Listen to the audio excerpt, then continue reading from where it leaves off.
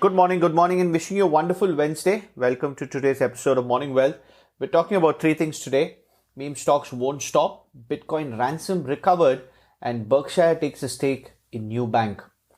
Meme stocks won't only stop, but they keep growing. Medical insurance company Clover Health Investments Corp got lucky on Tuesday after it went viral on Reddit, pegging it as the next big short squeeze. Clover shares closed up 85% on the day as retail traders flooded into the name. Prior to this week, shares of Clover were down actually 46% year to date. The company merged last year with one of Chamath's special purpose acquisition companies to go public. Wendy also became a new member of the meme stock frenzy this week.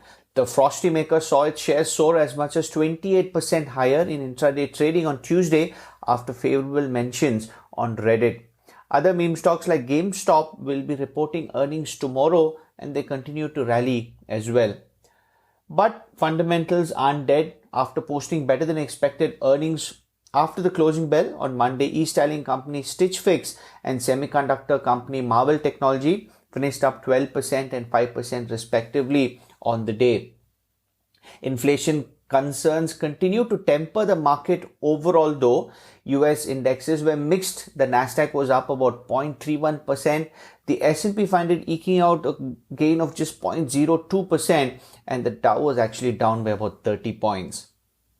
The US stock market has been moving largely sideways lately as investors have weighed concerns about inflation and supply chain problems against signs that the economy is returning to normal. Investors have found few catalysts to drive stocks in either direction, causing major indexes to wobble. Tuesday marked the 12th consecutive day without a 1% move in either direction for the S&P 500. The benchmark index is nearly flat or down just 0.1% compared with a month ago. Yesterday, we also saw websites across the internet, including the New York Times, AWS, Bloomberg, Reddit, were unavailable for a period in the US morning after services from content delivery network Fastly went down. The issue was fixed, but interestingly, the shares of Fastly surged about 11%. In the bond market, the yield on the 10-year Treasury fell to about 1.52 from 1.57, marking its lowest yield since March 11th.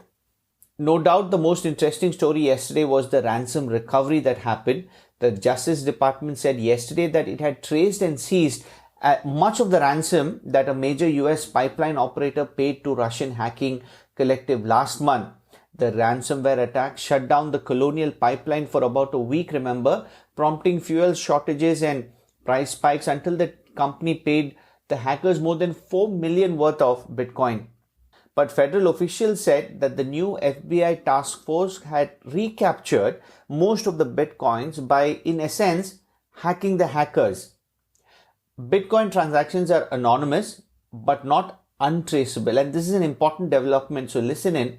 The hackers moved the ransom through dozens of anonymous accounts which can be tracked on the blockchain, the public ledger of all Bitcoin transactions. Eventually, the funds landed in an account that a federal judge allowed the FBI to break into. According to court documents, the feds got the account's private key, a crucial password that gives the owner complete control over the funds inside. Tom Robinson of the blockchain analytics company Elliptic, who has been tracking the ransom payments, wrote in a blog post that the account the feds took over appeared to hold 85% of the ransom that went to the client DarkSide, the Russian ransom as a service hacking group whose software was behind the attack. The remaining 15% was funneled through accounts presumably controlled by DarkSide developers. Now, in a way, this could be good for cryptocurrency, as major criticism of crypto is that its anonymity and ease of use make it suitable for crime, like the ransomware attack that by some measure strike every 8 minutes. The Justice Department didn't divulge how it had seized the bulk of the Colonial ransom, but its success shows that it can comb the blockchain and crack into at least some accounts. That's good for traceability of cryptocurrencies used for crime, but also goes against the decentralized, privacy-focused, anti-establishment benefits that some see as crypto's greatest assets. I think this debate is going to rage on for a while, and you're seeing it in the price as well. It's been so volatile over the last 24 hours.